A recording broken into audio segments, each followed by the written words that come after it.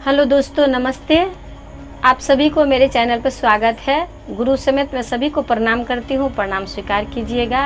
और आज मैं गुरु से संबंधित कुछ बातें आप लोगों को बताऊंगी, प्लस कोरोना से संबंधित कुछ बातें बताऊंगी। देखिए दोस्तों, कोरोना के समय में आप सभी जानते हैं कि गुरु से हम लोग दूर होते चले गए हैं, क्योंकि गुरु चर्चा में नहीं जा पा रहे हैं, गुरु चर्चा नहीं कर पा रहे हैं। हम लोग गुरु से दूर होते, कितना सारे सब के सब अपनों को छोड़कर चले गए हैं। मानो हम लोग जब रास्ते में चलते हैं, जब बाज़ार में जाती हूँ, जब मार्केटिंग जाती हूँ, तो ऐसा लगता है कि मतलब क्या हो गया है। लोग थोड़ा भी मतलब शरीर में टच करने में लोगों को डर लगता है, जैसे किसी के बदन में आप चिपक जाओगे तो क्या हो जाएगा, इस तरह का डर लगता है लोगों को। समझ रहे होंगे आप लोग कि बीमारी कितना घातक है, कितना ये है। तो हम लोगों को जब भी हम लोग जब मार्केटिंग जाए तो हम लोगों को मास्क लगा के जाना चाहिए। और प्लस जब हम लोग मार्केट से आते हैं तो हमें हाथ धोना चाहिए, अगर हाथ नहीं धोए हैं तो सैनिटाइज़र करना चाहिए। और अपने बच्चों को भी वही सिखाना चाहिए हम लोगों को, क्योंकि देखिए बीमारी ऐसा है कि अपना से अपना पास से चला गया है, पर हम लोग कुछ नहीं कर पाए हैं उनको, बस देखते ही रह गए कि हमारे अपने सब जा रहे हैं हमारे पास से। इतना ख़राब बीमारी है दुनिया में, कभी हम लोग सोचे नहीं थे कि इस तरह का ये दुनिया हो जाएगा, इस तरह का लॉकडाउन आएगा। कभी मैं जानती नहीं थी कि लॉकडाउन क्या चीज़ है, लॉकडाउन किसे कहते हैं। ट्रेन बंद होना तो मैं कभी अपना जीवन में देखी ही नहीं थी, वो चीज़ मुझे देखना पड़ा है। तो आप समझिए कि कितना मतलब ख़राब है, कैसा सिचुएशन, कैसा दुनिया हो रहा है, समझ रहे हैं आप।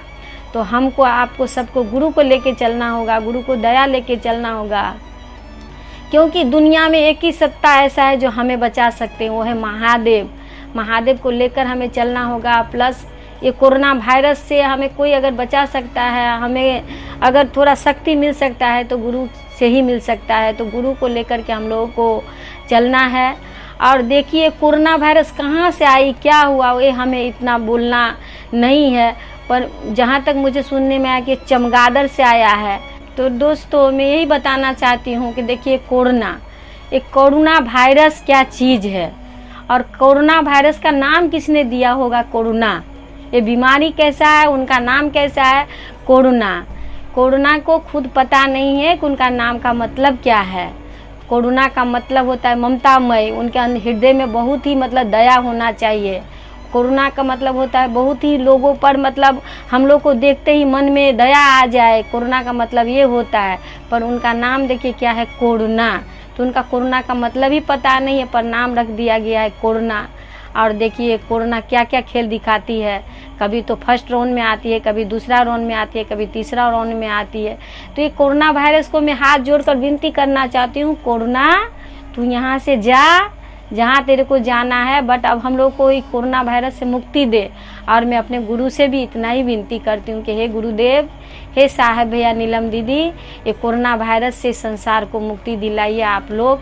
और ये कोरोना वायरस से हम लोग जैसे हम लोग पहले थे, जिस तरह का जीवन हम लोग जीते थे, मैं वैसा ही जीवन जीना चाहती हूँ। और मैं अभी ये कोरोना वायरस के समय में मैं अपने गुरु से कुछ नहीं मांगती हूँ, मैं अपने गुरु से इतना ही कहती हूँ कि हे गुरुदेव, इस संसार जैसा था वैसा कर दीजिए, जैसे हम लोग थे उसी तरह का हम लोग को लाइफ चाहिए। और ये कोरोना की वजह से हम लोग बहुत ही मतलब डिप्रेशन में एक तरह से बोला जाए तो हम लोग आ गए हैं। घर से बाहर नहीं निकल सकते हैं, किसी से मिल नहीं सकते हैं, गुरु चर्चा में नहीं जा सकते थे। पहले तो ऐसा होता था कि अपना घर का काम काज कर लेते थे, करने के बाद चलो 10 मिनट आधा घंटा के लिए गुरु चर्चा में चले जाते थे, गुरु के बात कर लेते थे। अभी किसी के पास बैठ नहीं सकते हैं, किसी से दूरी बना करके रखना है। साहब भी बताते हैं यही कि अभी दूरी बना कर रखो।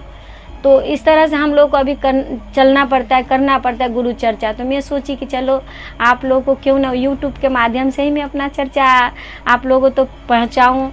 तो मैं एक चर्चा जो है, कोरोना जो है सो है ही, मैं कोरोना को यही बोलती हूँ कि कोरोना तू जा, अब तेरा बहुत हो गया दयामय, अब इतना दया दिखाने की आवश्यकता नहीं है आपको। और मैं अपने गुरु से कहती हूँ कि गुरुदेव, जैसा दुनिया था वैसा दुनिया कर दीजिए। हमारे बहुत लोगों को हम लोग खो चुके हैं, अब खोना नहीं चाहते हैं।